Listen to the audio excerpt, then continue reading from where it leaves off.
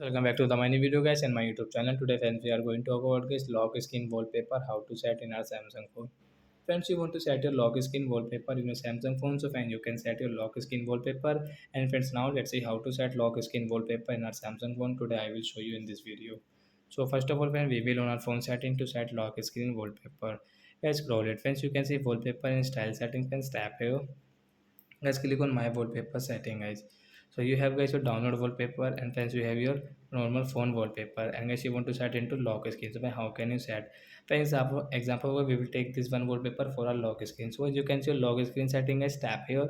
Friends, you can see guys your lock screen wallpaper. Guys, click on set as lock screen. So we will click here. Friends, you can see apply to lock it. So when you can see guys your wallpaper will set.